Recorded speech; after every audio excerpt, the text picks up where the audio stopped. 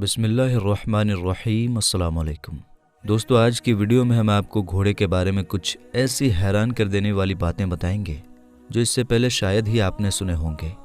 इस वीडियो में हम आपको बताएंगे कि अल्लाह ताला ने कुरान पाक में घोड़े की कसम क्यों खाई है और हुजूर अकरम सल्लल्लाहु ताला अलैहि वसल्लम घोड़े के माथे पर हाथ फेरते हुए क्या बताते थे, और सबसे पहले वो कौन से पैगंबर थे जिन्होंने इस पर सवारी की, और जन्नत के अंदर किन जन्नती लोगों को घोड़े दिए जाएंगे, और घोड़े को अल्लाह ताला ने किस तरह पैदा किया, और जब अल्लाह ताला ने हज़रत आदम अलैहिस्सलाम को सारे जानवर दिखाए तो हज़रत आदम अलैहिस्सलाम ने घोड़े को ही क्यों चुना, और हज़रत सुलेमान अलैहिस्सलाम इन घोड़ों से क्यों मोहब्बत किया करते थे। मेरे दोस्तों, इन सारी बातों को जानने के लिए हमारी इस वीडियो को आखिर तक ज़रूर देखिएगा। दोस्तों, घोड़े को अरबी में अल-खेल कहते हैं। इसके माना है अकड़कर चलने वाला, क्योंकि घोड़े की चाल में भी अकड़ना पाया जाता है। इस वजह से घोड़े को अल-खेल कहते हैं। मेरे दोस्तों, अल्लाह ताला ने कुरान पाक के अंदर घोड़े की कसम इसकी खूबियां बताने के लिए खाई है। चुनांचे अल्लाह ताला कुरान पाक में इरशाद फरमाता है, वल आदियाती ज़बहन, कसम है उन घोड़ों की जो हाँफ कर दौड़ते हैं, और ये जिहाद के घोड़े हैं जो दौड़ते दौड़ते हाँफने लगते हैं। सही बुखारी में हज़रत जरीर बिन अब्दुल्लाह रज़ियल्लाहु ताला अन्हु से रिवायत है। वो कहते हैं कि मैंने रसूल अकरम सल्लल्लाहु ताला अलैहि वसल्लम को देखा कि वो अपनी उंगलियां अपने घोड़ों के माथे पर फेर रहे हैं और बता रहे हैं कि अल्लाह ताला ने क़यामत तक भलाई को घोड़ों के माथे पर मजबूती से बांध दिया है। इस हदीस शरीफ में माथे के उस बाल की तरफ इशारा है जो घोड़े के माथे पर लटकते रहते हैं। और सही मुस्लिम शरीफ में हज़रत अबू हुरैरा रज़ियल्लाहु ताला अन्हु से रिवायत है कि रसूल अकरम सल्लल्लाहु ताला अलैहि वसल्लम कब्रिस्तान में तशरीफ़ ले गए और आप सल्लल्लाहु ताला अलैहि वसल्लम ने फातिहा पढ़ने के बाद ये कहा कि मेरी ये ख्वाहिश है कि हम अपने भाइयों को देखें। सहाबा इकराम अलैहिमुर रिदवान ने अर्ज़ किया, या रसूलल्लाह सल्लल्लाहु ताला अलैहि वसल्लम, क्या हम आप सल्लल्लाहु ताला अलैहि वसल्लम के भाई नहीं हैं? आप सल्लल्लाहु ताला अलैहि वसल्लम ने इरशाद फरमाया कि तुम लोग तो मेरे सहाबा हो, मेरे भाई वो लोग हैं जो अभी तक नहीं आए। सहाबा इकराम अलैहिमुर रिदवान ने पूछा कि या रसूलल्लाह सल्लल्लाहु ताला अलैहि वसल्लम, जो लोग अभी तक दुनिया में नहीं आए इनको आप कैसे पहचान लेंगे कि ये मेरी उम्मत ही हैं? आप सल्लल्लाहु ताला अलैहि वसल्लम ने इरशाद फरमाया कि मान लो किसी शख्स के पास घोड़े हैं और उन पर कोई सफ़ेद निशान है और वो बहुत से घोड़ों की भीड़ में मिले जुले खड़े हैं, तो क्या वो शख्स अपने घोड़ों को नहीं पहचान पाएगा? सहाबा इकराम अलैहिमुर रिदवान ने अर्ज़ किया, या रसूलल्लाह सल्लल्लाहु ताला अलैहि वसल्लम, ज़रूर पहचान लेगा। फिर आप सल्लल्लाहु ताला अलैहि वसल्लम ने फरमाया कि क़यामत के दिन मेरी उम्मत के लोग इसी तरह आएंगे कि उनके चेहरे वुज़ू और सजदा के असर से चमकते होंगे, और मैं हौज कौसर पर इनके सामने रहूँगा। और बहक़ी शरीफ की रिवायत में है कि हुज़ूर अकरम सल्लल्लाहु ताला अलैहि वसल्लम ने इरशाद फरमाया, मेरी उम्मत क़यामत के दिन इस हालत में आएगी कि इनके आज़ाए सुजूद, यानी जिस्म का वो हिस्सा जो सजदे के वक्त ज़मीन से टच होते हैं, वो सफ़ेद होंगे, और आज़ाए वुज़ू, यानी वुज़ू में शरीर का जो हिस्सा धुला जाता है, वो चमकते हुए होंगे। ये हालत उम्मत मुहम्मदी सल्लल्लाहु ताला अलैहि वसल्लम के अलावा और किसी उम्मत की नहीं होगी। हज़रत अली रज़ियल्लाहु ताला अन्हु से रिवायत है कि रसूल अकरम सल्लल्लाहु ताला अलैहि वसल्लम ने इरशाद फरमाया कि जब अल्लाह सुब्हाना व ताला ने घोड़े को पैदा करने का इरादा फरमाया तो उत्तर की हवा से कहा कि मैं तुझसे ऐसी मखलूक पैदा करने वाला हूँ जो मेरे दोस्तों के लिए इज्जत और दुश्मनों के लिए ज़िल्लत की वजह बनेगा। तो हवा ने अर्ज़ किया कि ऐ मेरे रब, तू शौक़ से ऐसा जानवर पैदा कर। चुनांचे अल्लाह ताला ने हवा से घोड़ों को पैदा कर दिया, और अल्लाह ताला ने घोड़ों से फरमाया कि मैंने तुझको अरबियुन नस्ल पैदा किया और भलाई को तेरे माथे के बालों पर गांठ देकर बांध दिया। तेरी पीठ पर माले गनीमत लाद कर एक जगह से दूसरी जगह ले जाए जाएंगे।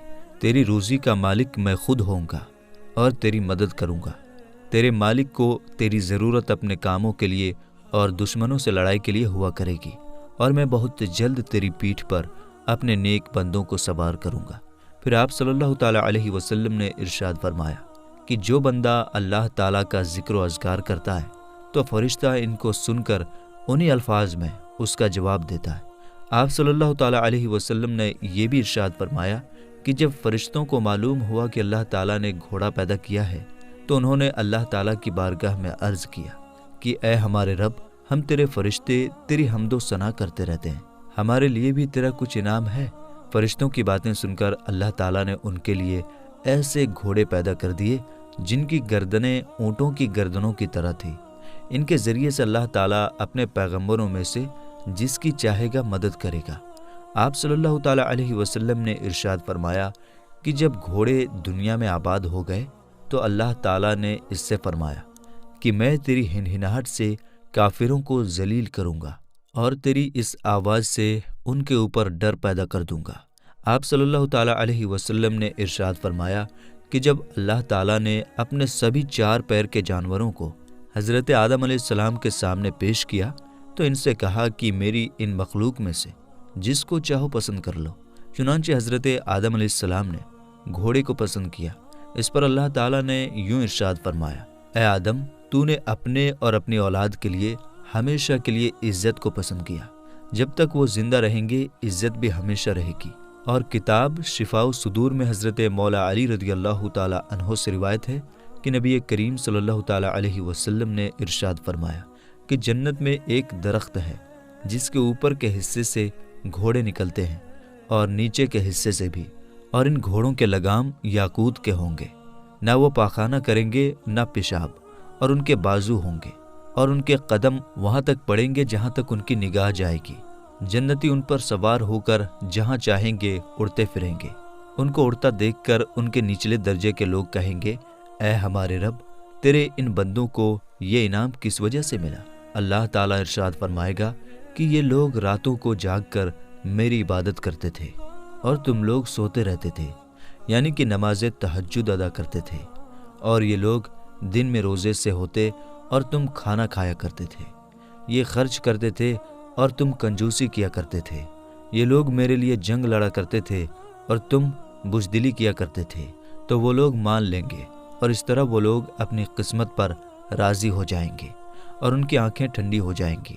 میرے دوستو، آئیے اب بات کرتے ہیں کہ سب سے پہلے وہ کون سے پیغمبر تھے جنہوں نے گھوڑے پر سواری کی۔ میرے دوستو، جو شخص سب سے پہلے گھوڑے پر سوار ہوئے وہ حضرت اسماعیل علیہ السلام ہیں۔ اسی وجہ سے گھوڑے کو عراب کہتے ہیں۔ اس سے پہلے وہ دوسرے جنگلی جانوروں کی طرح تھا۔ چنانچہ جس وقت اللہ تعالیٰ نے حضرت ابراہیم علیہ السلام اور حضرت اسماعیل علیہ السلام کو خانہ کعبہ کی بنیادیں اٹھانے کا حکم دیا تو یہ بھی فرمایا کہ میں تم کو ایک ایسا خزانہ دوں گا جس کو میں نے خاص تمہارے لیے ہی رکھا ہے۔ اس کے بعد اللہ تعالیٰ نے حضرت اسماعیل علیہ السلام کو حضرت جبرائیل علیہ السلام کے ذریعے حکم بھیجا کہ باہر جاؤ اور اس خزانے کو حاصل کرنے کے لیے دعا مانگو۔ چنانچہ آپ علیہ السلام کو دعا کے الفاظ بھی نہیں معلوم تھے اور آپ یہ بھی نہیں جانتے تھے کہ کیا مانگنا ہے۔ چنانچہ آپ علیہ السلام کو اللہ تعالیٰ کی طرف سے دعا کا الہام ہوا، یعنی دل میں خیال آیا۔ جب آپ علیہ السلام دعا مانگ چکے تو سرزمین عرب کے جتنے جنگلی گھوڑے تھے وہ سب کے سب حضرت اسماعیل علیہ السلام کے پاس آ کر جمع ہو گئے اور سب نے آپ کی فرما برداری میں سر جھکا دیا۔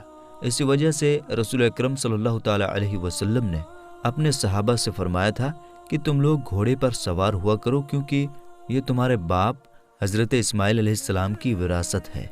نسائی شریف میں حضرت انس رضی اللہ تعالیٰ عنہ سے روایت ہے کہ نبی کریم صلی اللہ تعالیٰ علیہ وسلم نے ارشاد فرمایا کہ مجھے ازواج مطہرات کے بعد، یعنی اپنی تمام بیویوں کے بعد، گھوڑوں سے زیادہ کسی سے محبت نہیں۔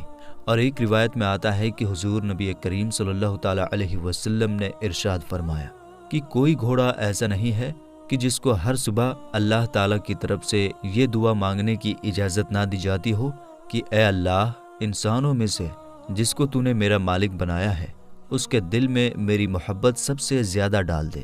حضور اکرم صلی اللہ تعالیٰ علیہ وسلم نے ارشاد فرمایا کہ گھوڑے کی 3 قسمیں ہیں۔ نمبر 1 وہ گھوڑا جو رحمان کے لیے ہو، نمبر 2 وہ جو انسان کے لیے ہو، نمبر 3 اور وہ جو شیطان کے لیے ہو۔ رحمان کے لیے وہ گھوڑا ہے جو اللہ تعالیٰ کے لیے جنگ کرنے کی غرض سے پالا جائے، اور انسان کے لیے وہ گھوڑا ہے جس سے وہ سفر کرے، اور شیطان کے لیے وہ گھوڑا ہے جس پر شرط لگا کر ریس لگائی جاتی ہے۔ اور ایک روایت میں آتا ہے کہ نبی کریم صلی اللہ تعالیٰ علیہ وسلم سے قرآن پاک کی اس آیت کے بارے میں پوچھا گیا کہ جن لوگوں کا اس میں ذکر ہے وہ کون ہیں۔ ترجمہ: وہ لوگ جو اللہ تعالیٰ کے راستے میں دن رات میں چھپا کر اور کھلے عام خرچ کرتے ہیں، بس ان کے لیے ان کے رب کے پاس ان کا بدلہ ہے، نہ ان پر خوف ہوگا اور نہ وہ غمگین ہوں گے۔ چنانچہ اس آیات کے جواب میں آپ صلی اللہ تعالیٰ علیہ وسلم نے ارشاد فرمایا، یہ لوگ اصحاب خیل یعنی گھوڑے والے ہیں۔ پھر آپ صلی اللہ تعالیٰ علیہ وسلم نے فرمایا کہ گھوڑے پر خرچ کرنے والا اس شخص کی طرح ہے جس کے ہاتھ صدقہ بانٹنے کے لیے ہر وقت کھلے رہیں اور کسی بھی وقت بند نہ ہو۔ قیامت کے دن ان گھوڑوں کے پاخانے اور پیشاب سے مشک جیسی خوشبو آئے گی، اور حضور اکرم صلی اللہ تعالیٰ علیہ وسلم نے ارشاد فرمایا کہ فرشتے 3 کھیل کے علاوہ کسی کھیل میں شامل نہیں ہوتے۔ نمبر 1، ایک تو مرد کا اپنی عورت سے کھیلنا یعنی کہ اس کا دل بہلانے کے لیے اس سے ہنسی مذاق کرنا، دوسرا گھوڑے دوڑانا، اور تیسرا تیر بازی کرنا۔ اور گھوڑے دوڑانا شرط لگا کر نہیں ہونا چاہیے، بلکہ یوں ہی گھوڑے کو دوڑانا چاہیے۔ شرط لگا کر یا بازی لگا کر گھوڑے کو دوڑانا جائز نہیں ہے۔ حضرت ابو ایوب انصاری رضی اللہ تعالیٰ عنہ فرماتے ہیں کہ ایک اعرابی شخص حضور اکرم صلی اللہ تعالیٰ علیہ وسلم کی خدمت میں پہنچا اور کہنے لگا کہ مجھ کو گھوڑوں سے محبت ہے، تو کیا جنت میں بھی گھوڑے ہوں گے؟ حضور اکرم صلی اللہ تعالیٰ علیہ وسلم نے ارشاد فرمایا کہ اگر تو جنت میں داخل ہوا تو تجھ کو وہاں پر پروں والے یاقوت کے گھوڑے ملیں گے، تو ان پر سوار ہو کر جنت میں جہاں چاہے گا اڑتا پھرے گا۔